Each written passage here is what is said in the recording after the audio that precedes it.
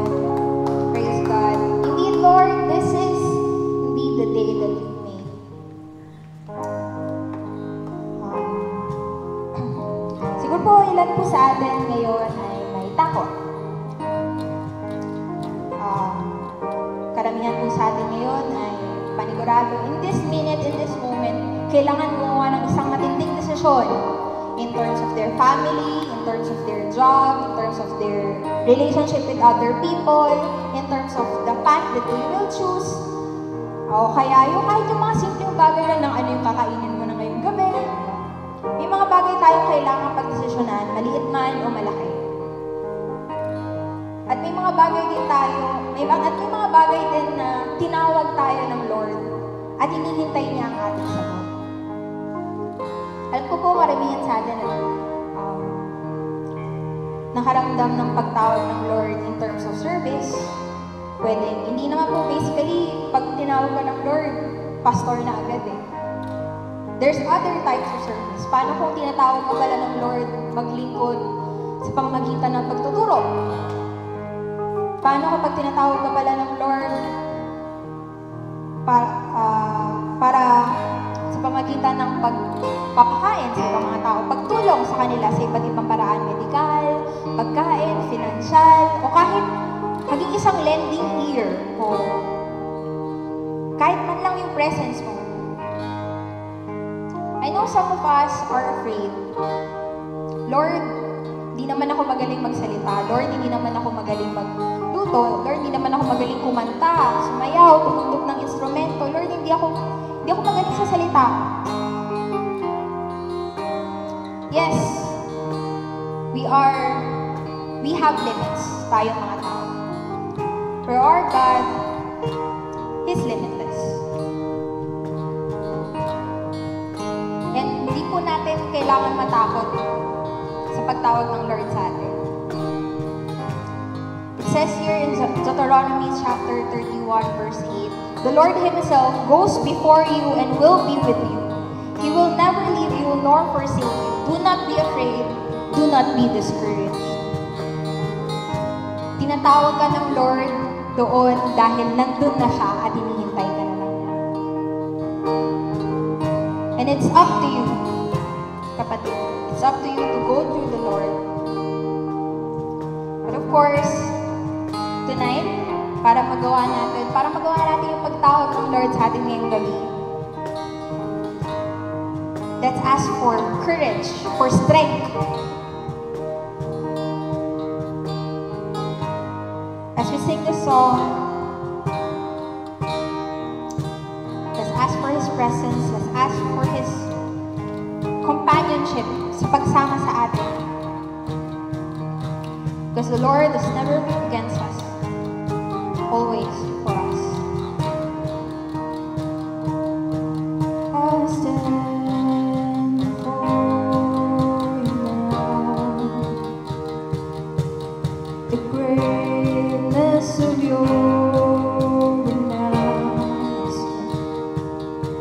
I have heard of the majesty and wonder of you, King of heaven. In humility I bow as your love, the wave after wave, yes Lord, crashes over me, crashes over me. You are for us, you are not against us. Champion of heaven, you made a way for all to enter in. I have heard you call my name, Lord. I have heard the song of love that you sing, oh, so I will live to grow beyond the ocean into your grace. Your grace, that's your love, wave after wave, crashes over me, crashes over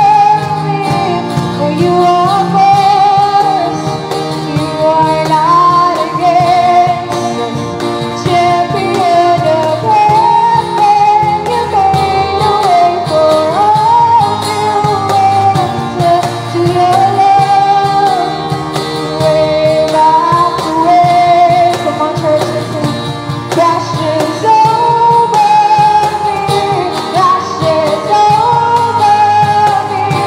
For you are force, you are not against. Champion of heaven, you made a way for all you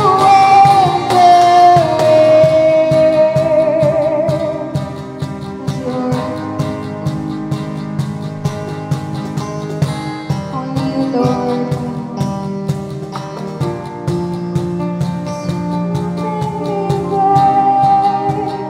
You make me brave.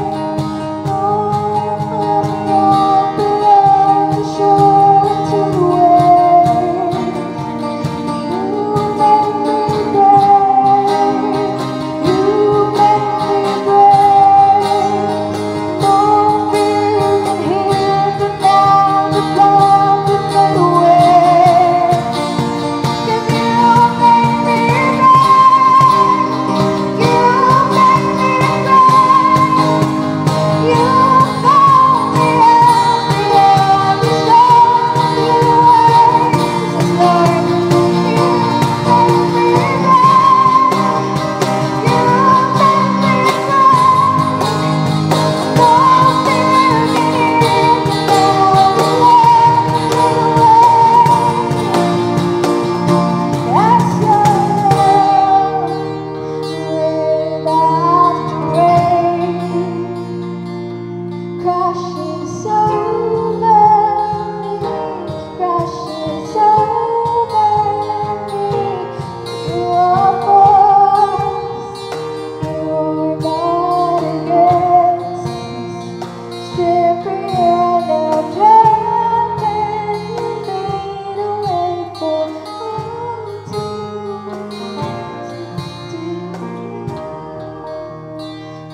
wave after wave, crashes over me, crashes over me. You are force, you are not against. Champion of heaven, you made a way for all to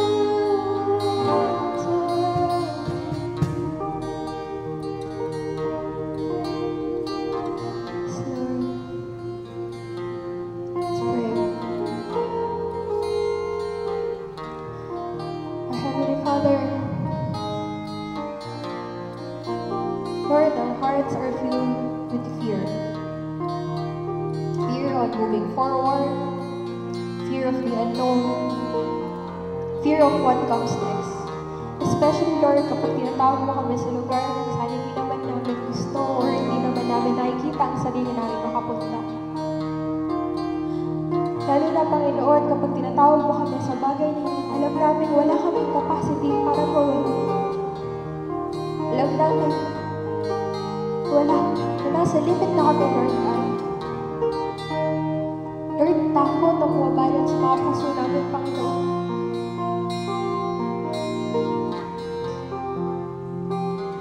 Kapag tinatawag mo kami, Lord God, upang gawin yung bagay na alam namin, maaring may mawala sa amin, maaring madurog ang aming mga puso, Panginoon.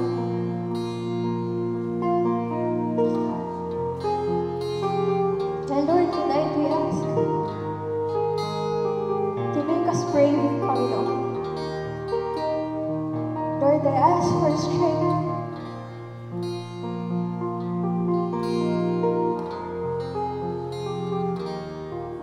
I ask for your comforting embrace, Panginoon, tonight. Lord, ibigay namin lahat ng takot namin, Lord, sa paanan mo. Palitan mo ito ng iyong presence. Palitan mo ito ng iyong iyakap. Palitan mo ito ng iyong pagmamahal, Panginoon. Tonight, Lord, we only ask that you will be the center of our hearts tonight, Panginoon. As we continue our worship, magsanpa mo. Magsanpa, Panginoon, ang aming mga puso at isipan upang magkaroon ng rupa para sa iyo, Panginoon. Huwag hayaan na kami ang madistract o wala ang atensyon ngayong gabi, Lord God, sa pananampahan. Kung naman, Panginoon, ang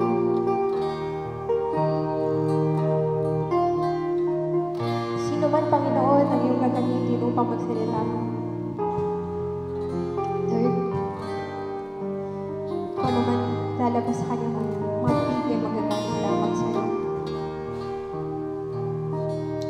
Lord, nagpapasalamat kami sa mabiyayang gabi binigay mo sa bawat isa. Ito pa ang dalangin sa pangalan ni Jesus. Amen at amen. Muli isang mapagpalang gabi sa bawat isa sa atin. Tunay nga na ang biyaya ng Diyos ay patuloy po nating tanggapin at patuloy nating tingnan ang kanyang mga pagpapala sapagkat alam natin na ang Panginoon ay kasama natin palagi. Ang teksto po na ating pagbulay-bulayan ngayon ay matatagpuan sa Romans chapter 12 verse 21. Ang sabi, huwag kayong magpadaig sa masama, kundi daigin ninyo ang mabuti, nang mabuti ang masama. At sa at sa Mateo 5 verse 39, sabi dito, ngunit sinasabi ko sa inyo, huwag ninyong paghihigantihan ang masamang tao. Kung sinampal ka sa kanang pisngi, iharap mo rin sa kanya ang kaliwa. Tayo po'y manalangin.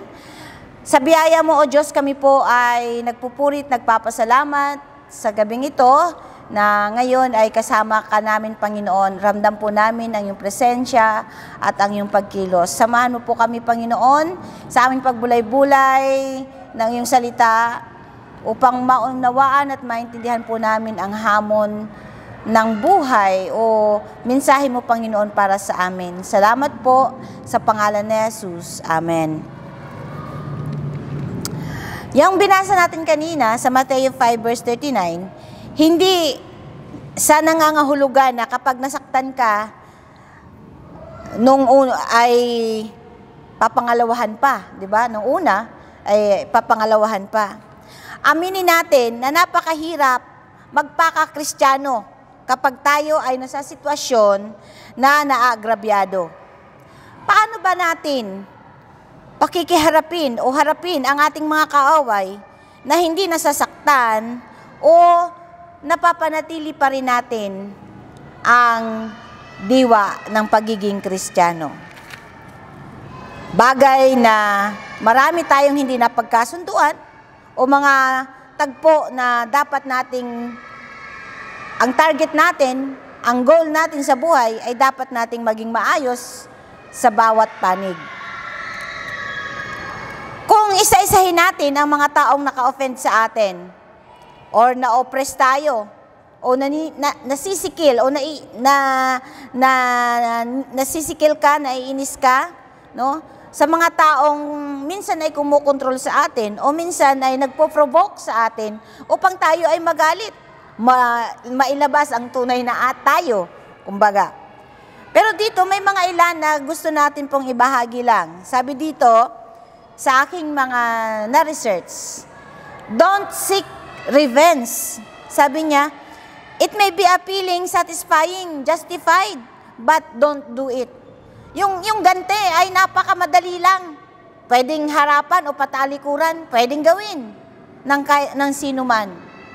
Pero ito ba ay karapat-dapat? Ito ba ay bagay na gusto ng Panginoon? Pangalawa, don't escalate.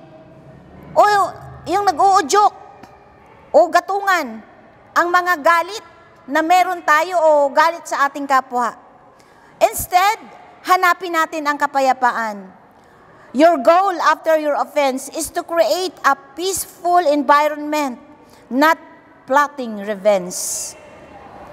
Overcome the evil things done by good. Prayer for enemies and blessings them in the opportunity arises. So, palitan natin ng mabuti ang masama sa ating kapwa. Minsan, sa ating batas, minsan, una-una, nakikita natin ang mga tao yung mga pamunuan, namumuno sa ating yung namumuno sa ating bayan, no? Sila pa yung mga mambabatas, sila pa yung mga abusado. Nakikita natin yon. So yung batas at ang hustisya ng tao ay binigay ng Diyos ito sa tao upang proteksyonan ang lipunan at parusahan ang mga kriminal. Ito ay pwedeng magamit din natin upang proteksyonan ang ating sarili at karapatan. Sa Romans 13 verse 1, ang bawat tao ay dapat pasakop sa mga pinuno ng pamahalaan sapagkat walang pamahalang hindi mula sa Diyos at ang Diyos ay nagtatag ng pamahalang umiiral. So, ano ang dapat nating gawin kung tayo ay nasaktan? Katulad ni Pablo, may mga ilang tao dito na gusto ko pong ibahagi dito, yung mga taong nasaktan sila. So, even Paul, ginamit niya, he used the law that exists to oppose it.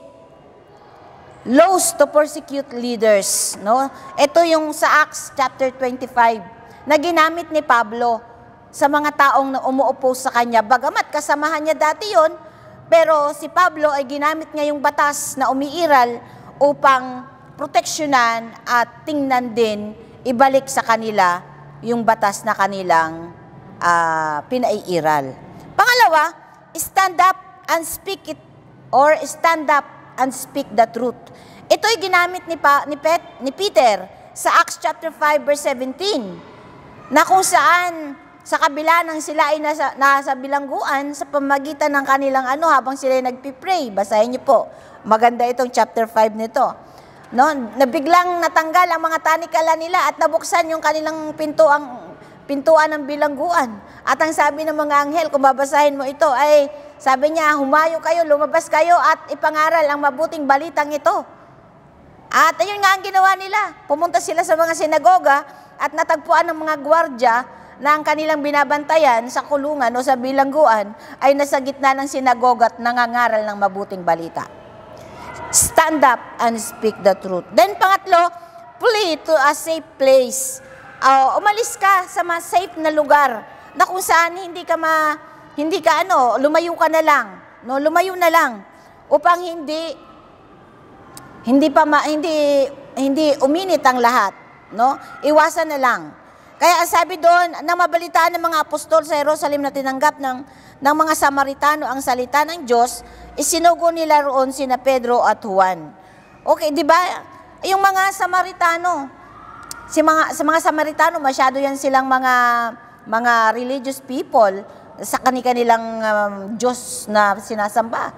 Although hindi sila, they are not Jews, no? Pero they are the mixed race na kung saan may iba-iba silang sinasamba. Ngunit nang dumating ang mga apostol ay naniwala sila.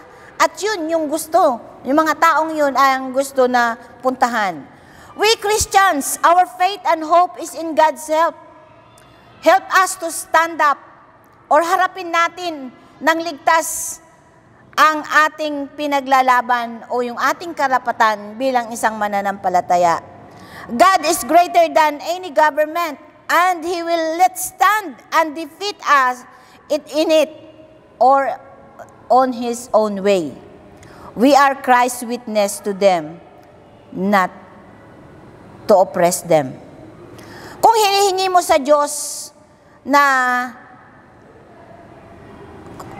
tayo ay pahabain pa o extend ang ating mapahaba pa yung ating PC, or sabi nga dito, di ba, sa binasa natin kanina na maging mabuti ka pang tao, no? Hingi natin sa Panginoon yung pusong mapagmahal at mapagpatawad. He will put us in a spiritual gym, sabi, or sa gymnasium, na kung saan ma-exercise natin yung forgiveness over and over again. So, tingnan natin. Sabi dito, meron pong ilang puntos din sabi dito sa aking na-research, no? Sabi niya, forgiveness, inconvenient circumstances, and weak people will develop patience. So, kung gusto natin na mapahaba pa yung buhay, yung ating, ma-extend pa yung ating pagiging mabuting tao o mabuting Kristiyano, nandyan yung inconvenient, mahina ka tayo, pero sa pamagitan ng pagpapatawad, natututo tayong magpasensya. Pangalawa, forgiving differences of opinions, status, ability, maturity will develop tolerance.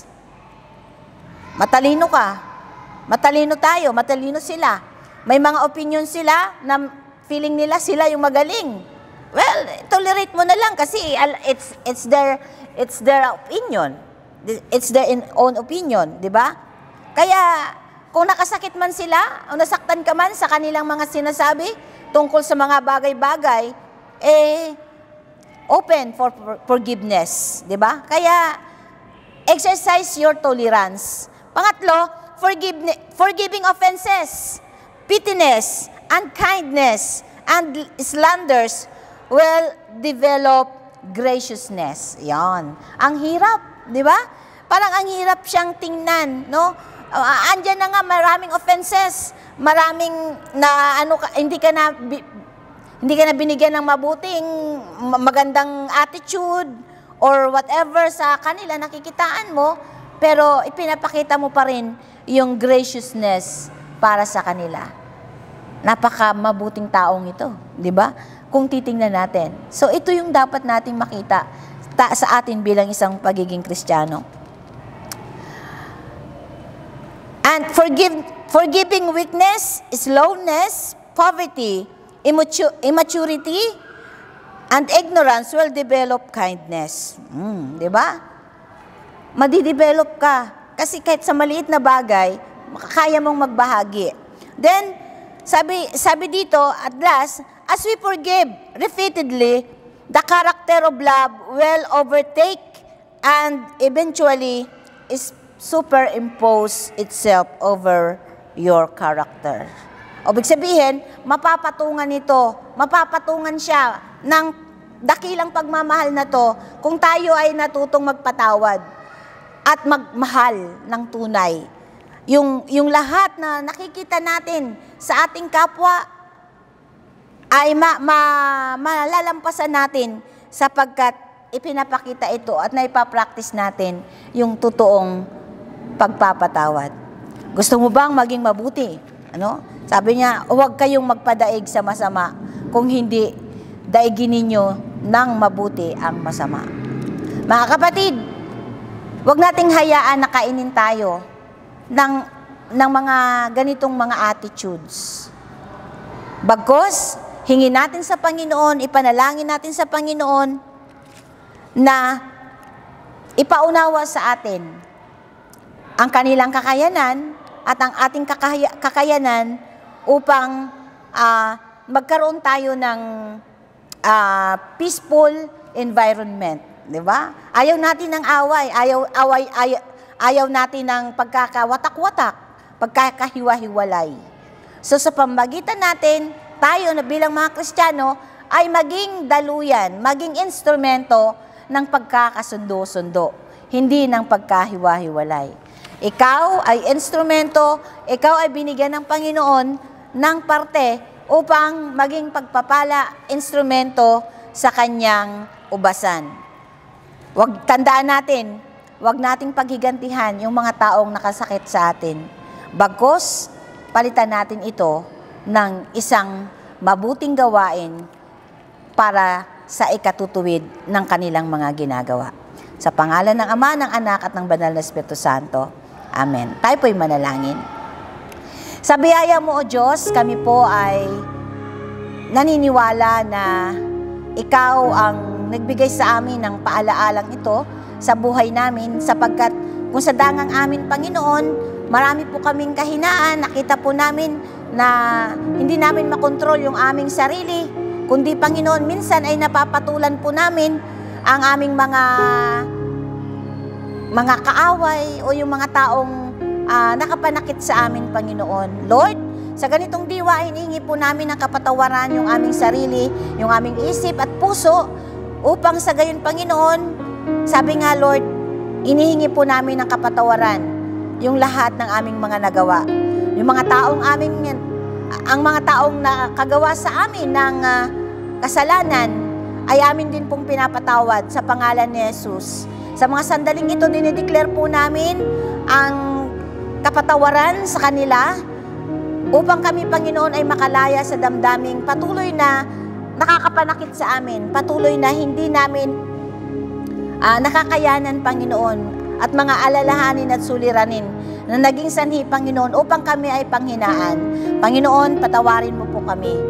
Pagpalain mo po ang bawat isa sa amin at gayon din, Panginoon, patuloy ka pong pumagitna sa amin sa bawat relasyon na meron kami. Kaaway namin o yung mga taong nakapanakit sa amin o mga taong nasaktan namin. Panginoon, patawarin mo kami. At sa ganitong diwa, Lord, amin tinataas sa iyo, Panginoong Diyos, ang lahat. Pagpalain mo rin po ang bawat isa sa kanila, ang bawat isa, mga taong ito, kami rin, Panginoon, ang buo naming sambahayan. Salamat po ng marami. Ito po ang aming samot dalangin sa tanging pangalan ni Jesus. Amen. At sa basbas, ang biyaya ng Diyos Ama sa pamagitan ni Jesucristo ang ating Panginoon at sa pakikiisa at pakikipisa ng Banal na Espiritu Santo, sumaating lahat ito mula noon, ngayon at magpasawalang hanggan. Amen. Amen.